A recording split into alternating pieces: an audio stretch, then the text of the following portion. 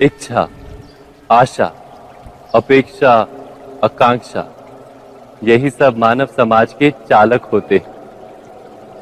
नहीं, यदि कोई आपसे पूछे कि आप कौन, तो आपका उत्तर क्या होगा? विचार कीजिए।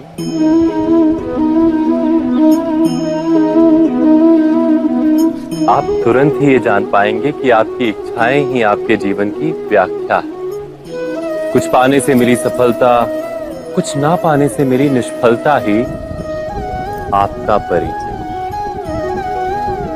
अधिकतर लोग ऐसे जीते हैं कि स्वयं भीतर से मरते रहते हैं, किंतु अपनी इच्छाओं को नहीं मार पाते। इच्छाएं उन्हें दौड़ाती हैं जिस प्रकार मृग तृष्णा मृग को दौड़ाती। परंतु इन्हीं इच्छाओं के गर्भ में ही ज्ञान का प्रकाश भी। कैसे? जब इच्छाएं अपूर्ण रहती और टूटती, तब वहीं से ज्ञान की किरण प्रवेश करती है मनुष्य के हृदय। ना, ये कथा नहीं है केवल इच्छाओं के संघर्ष की, नहीं है केवल महत्वाकांक्षाओं से जन्म लेने वाले भयावह रक्तपात। ये कथा है इच्छाओं के गर्भ से उदित होते हुए ज्ञान।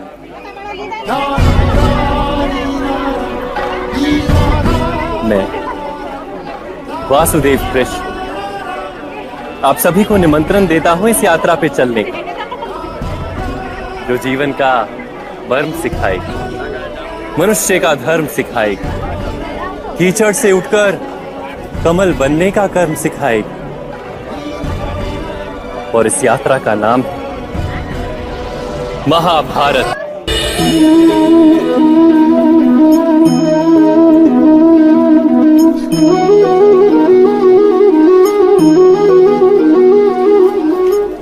संतानों के भविष्य को सुख से भरने का प्रयत्न करना, यही हर माता पिता का प्रथम कर्तव्य होता है, जिन्हें आप इस संसार में लाएं और जिनके कर्मों से ये जगत आपका भी परिचय पाएगा भविष्य में। उनके भविष्य के सुख की योजना करने से अधिक महत्व और हो भी क्या सकता है। किंतु सुख और सुरक्षा, क्या ये मनुष्य के कर्मों से प्राप्त नहीं होते?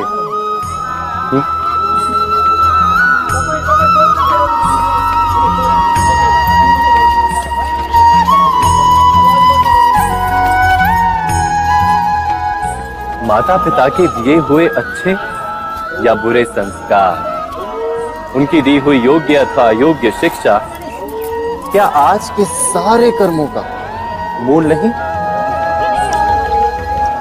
संस्कार और शिक्षा से बनता है मनुष्य का चरित्र। अर्थात माता पिता अपनी संतानों का जैसा चरित्र बनाते हैं, ऐसा ही बनता है उनका भविष्य।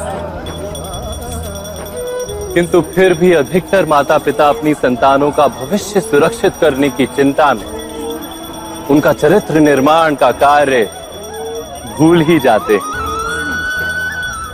वस्तुतः जो माता पिता अपनी संतानों के भविष्य की चिंता करते हैं, उनकी संतानों को कोई लाभ नहीं होता।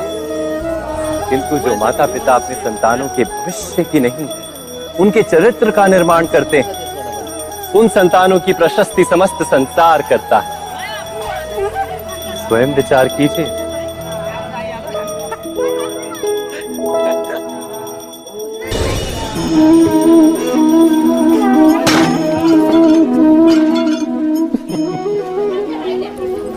कभी कभी कोई घटना मनुष्य के जीवन की सारी योजनाओं को तोड़ देती है और मनुष्य उस आघात को अपने जीवन का केंद्र मान लेता है। पर क्या भविष्य मनुष्य की योजनाओं के आधार पर निर्मित होते हैं? नहीं। जिस प्रकार किसी ऊंचे पर्वत पर सर्वप्रथम चढ़ने वाला उस पर्वत की तलाई में बैठकर जो योजना बनाता है, क्या वही योजना उसे उस पर्वत की चोटी तक पहुंचाती है? नहीं।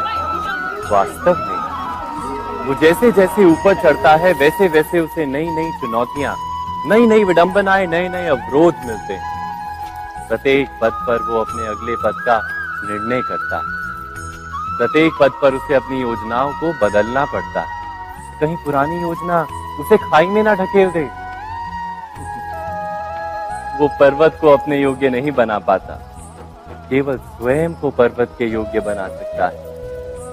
क्या जीवन के साथ भी